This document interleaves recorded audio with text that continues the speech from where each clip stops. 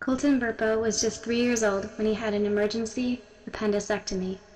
When his mother asked him if he remembered being in the hospital, Colton surprisingly responded, "Yes, Mommy, I remember. That's where the angels sang to me."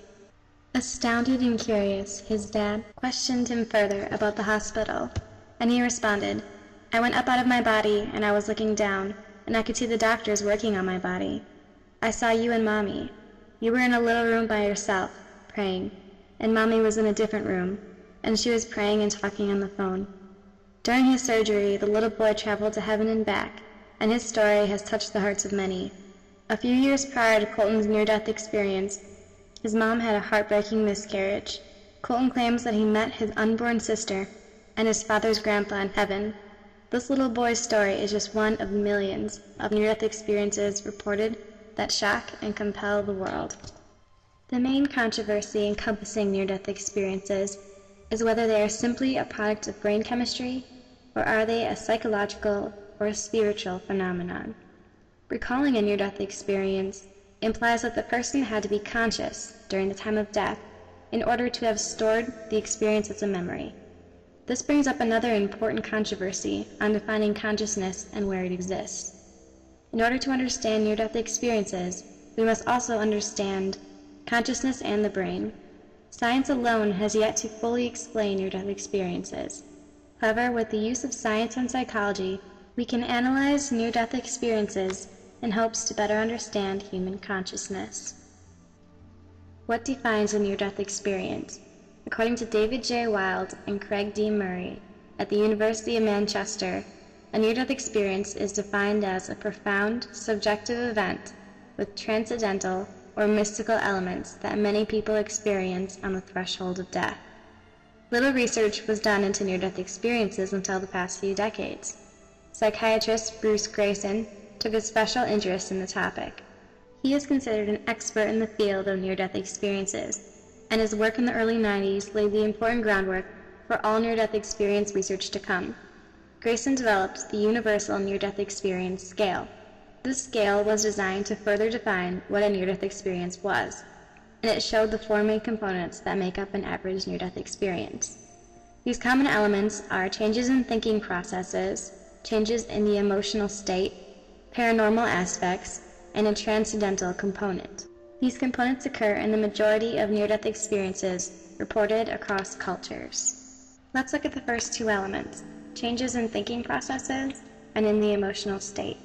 They are usually among the first things to happen to a near-death experiencer. Grayson defined changes in thinking processes as experiencing time distortion, thought acceleration, a life review, and a relevation. For example, it is common for people to report feeling as if there is no timeline, time is fluid, or that time can be in several places at once during a near-death experience. Along with that, people claim that their thoughts can race through time during a life review that can happen faster than a blink of an eye. As a result, often near-death experiencers have a relevation after a life review and report understanding their life better or gaining an understanding of the meaning of life. Secondly, changes in the emotional state are very common. Grayson explains these changes are usually characterized by overwhelming feelings of peace, joy, cosmic unity, and an encounter with light. Commonly, people report a tunnel of darkness, and the end is a beautiful light. They go to it and then are surrounded by a world of breathtaking light. One near-death experiencer, Pam Reynolds, asked what the light was, and the people there told her the light is what happens when God breathes. The aspect of light certainly seems to be significant to the typical near-death experience. For many people, a lot of paranormal activity goes on during a near-death experience. This is where the out-of-body experience takes place. The paranormal characteristics, as described by Grayson, are abnormally vivid senses, apparent extrasensory perception, and an out-of-body experience. Cardiologist Pim van Lommel explains the out-of-body experience as people feeling like they have taken off their body like an old coat, and to their surprise, they appear to have retained their own identity with the possibility of perception, emotions, and a very clear consciousness. This is suggestive that there could potentially be some mind-brain separation that allows for this kind of phenomenon to occur when someone is clinically dead. Lastly, there is the transcendental component of a near-death experience. This is the religious or spiritual element that many people report after having a near-death experience. Grayson explains that this is the period where people have otherworldly encounters with mystical beings, visible spirits, and an uncrossable border. Wilde and Murray interviewed a woman named Margaret in their study. Her story has a strong transcendental element that changed her life. Margaret was a very young, soon-to-be mother that went into early labor. She endured an excruciatingly painful labor, only to find out that her baby died moments after birth. The hospital had ignored her allergy to anesthesia. As a result, she lost her baby, and Margaret slipped into unconsciousness because of her anaphylactic shock. During her unconsciousness, Margaret had an out-of-body experience, where she was released from her pain and suffering and entered a great place of peace. Here she heard a huge voice that was wise and omniscient. This was not the voice of God, but it was of her deceased child, who gave her advice and comfort about life. She saw a bright light, but did not go to it, and returned to her body instead. Perhaps the most puzzling and captivating question about near-death experiences: how can this be happening? It seems impossible to think that the brain is storing conscious memories when a person is completely unconscious and clinically dead.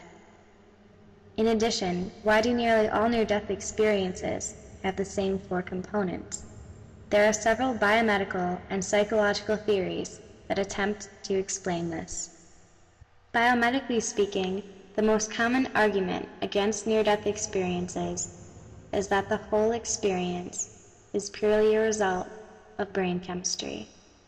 Psychology professor Harris Friedman explains one biomedical theory as the elements of a near-death experience being a result of the body's release of natural opiates near the time of death. It suggests that when the body is under extreme trauma, it releases loads of endorphins that affect a person's mood and visual cortex, thus results in the bright light, tunnel, and feelings of peace in a near-death experience. The most popular supporter of this theory is psychologist and physiologist Dr. Susan Blackmore. She proposed that the near-death experience is a trick of the brain and must occur shortly before unconsciousness or shortly after reconsciousness. Blackmore reports the tunnel scene in a near-death experience is a result of the way that the eye is designed. There are more cells in the center of the visual field and little to the outside. When the brain has a lack of oxygen, the cells begin to fire randomly, which she explains to be the tunnel people see. In addition, Blackmore agrees that the emotional effects are merely an outcome of the brain's endorphins, released during times of trauma. However, this theory has a difficult time explaining an out-of-body experience and cannot explain the transcendental component. Blackmore attempts to explain the out-of-body experience by saying, "I think that what is happening during an out-of-body experience is that the brain is simply building a different view of itself. It's just an idea."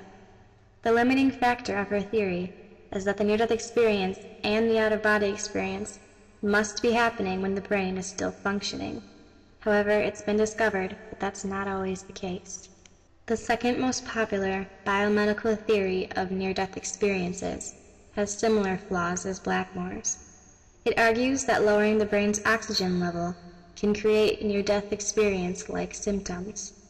Therefore, supporters of this theory claim that the near-death experience is a consequence of oxygen deprivation near the time of death.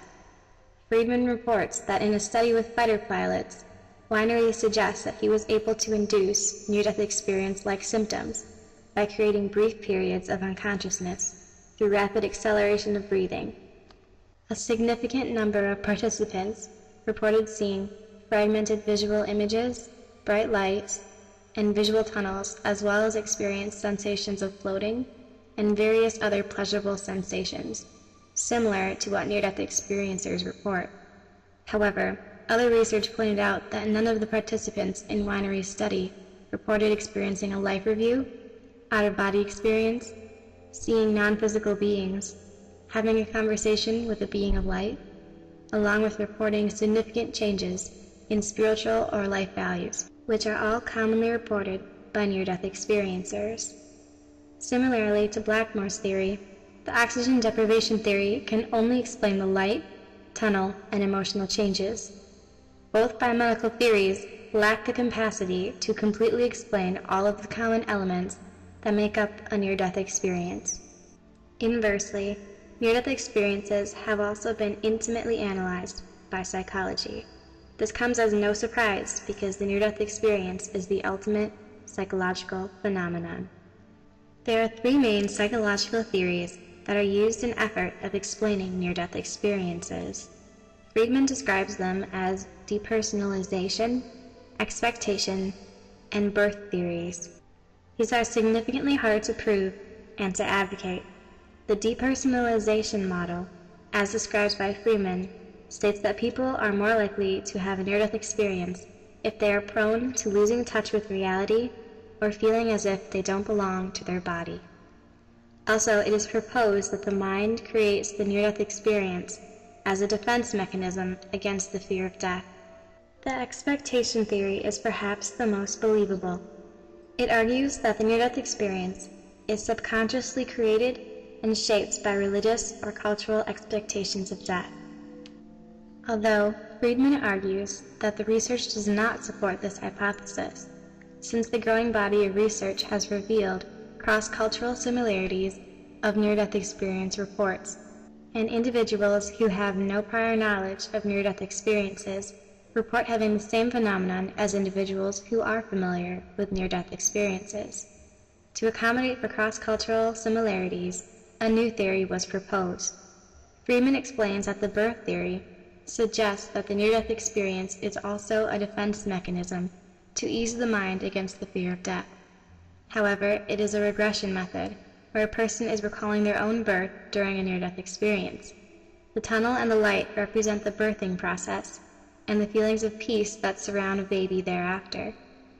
The birth theory has essentially been ruled out, for reasons that remembering one's own birth is fundamentally impossible. They don't include C-section babies, and it lacks the ability to explain other components of a near-death experience. Pam Reynolds' case severely challenged the idea that near-death experiences are a result of brain chemistry. Thus far, no biomedical or psychological theory can logically explain her case. Pam was a brilliant artist and mother when she was diagnosed with a fatal brain aneurysm. She was told that she had little to no chance of survival because the aneurysm was so dangerously embedded in her brainstem. Pam traveled to Arizona where she was to undergo massive brain surgery in an attempt to remove the aneurysm. Tom Wilkins, the narrator of the documentary The Day I Died, illustrated that the operation Pam was about to go through was known as Operation Standstill.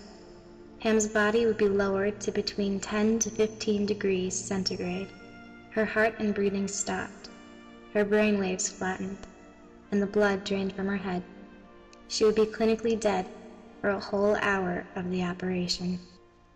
Pam did not have access to the surgeon's tools prior to the operation. Her eyes were taped shut, and clicking devices were put in her ears to measure brain activity. During the surgery, there was no brain activity, and she was labeled clinically dead. Although despite all of these variables, Pam distinctly remembers a vivid near-death experience. It starts off with Pam hearing the noise of the drill that Dr. Spetzler is using to cut open her